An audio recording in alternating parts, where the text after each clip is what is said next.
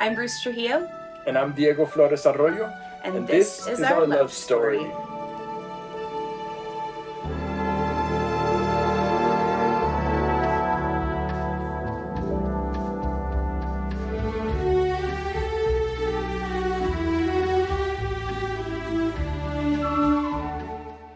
Which begins in April of 2018 when I was working for Colorado Public Radio's Open Air, booking and producing the CPR Performance Studio. So I would bring bands in, they'd do live takes of their music, and we'd get to interview them. And then barged in Los Mocochetes. The path you take is all the fun. And of course, Bruce Trujillo is wearing the coolest shirt. At the time, she was wearing a La Luz shirt, and at that time, none of my friends were listening to La Luz, but sure enough, Bruce Trujillo was. And that was our first interaction, Diego telling me that he liked my shirt. These guys get set up, they start sound checking. I'm doing some paperwork on the other side of the performance studio, but able to see in through the glass wall that's there. And I noticed Diego has a rose tattoo on his elbow, and I have a rose tattoo on my elbow as well. So I had to go tell him that we were tattoo twins. And we started talking and realized we had maybe 5 or 6 matching tattoos, either same spot, same color, really similar. So that was kind of our first connection. On that day in the studio, we found out that we were a standout for the NPR Tiny Desk submission. I got to break that news. That was awesome. That was awesome. And so following up to that, Bob Boilen came down on tour with the person that won that year, and we opened for them. Naya Azumi. And Open Air was invited out to Globe Hall to introduce these bands along with the Colorado Sound.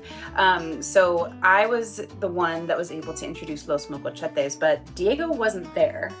I was in New Orleans playing with another group, Picture the Waves. And so I get a text the next day like, hey, missed you last night. It's like...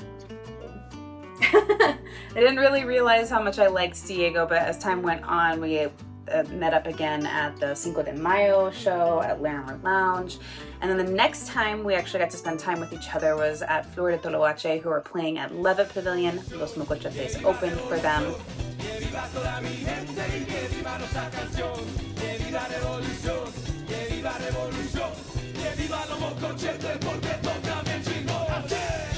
And I was lucky enough to head backstage and hang out with the bands. It was awesome. That night we shared our first kiss, and we've been together ever since. We made it kind of official UMS that year, and I think that pattern of going to all of these different shows is really how Denver has supported us in our love story. We would go to different shows together, we'd go to different art things together, and our love for each other just kind of blossomed and grew from there. And by the Underground Music Showcase that July, we were holding hands out in public, hanging out with all the homies, and it's been like that ever since. It just made sense in this really beautiful, organic way. We were both born here in Denver, raised in Colorado, and we consider Denver our home, and we want to continue to grow here. We actually tried to move to New Mexico during the pandemic. And we say try because we went there and we definitely came back within a year and a half. Going to anywhere and not having the people that you grew up with, went to high school with, went to middle school with, just like all your root connections, those lie in Denver for us.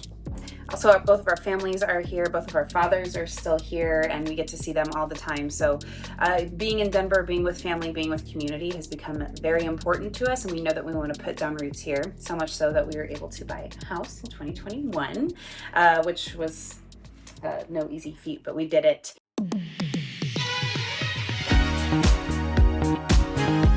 you consider Denver a romantic city? I think if I'm next to you, we can be romantic anywhere in the world, baby. I think that Denver can be romantic, and it has been for us with like different locations, music venues, lakeside, all these different restaurants that we love to go to. But I think our community is really what makes it special because we are so supported, and I know that our love story is super sustainable here. And we get to see that.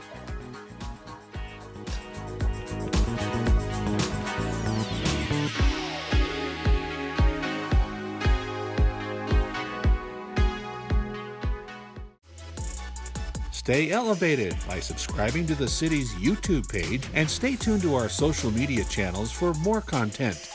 Don't miss our new episodes of Elevating Denver, premiering each month. Thanks for watching, Denver.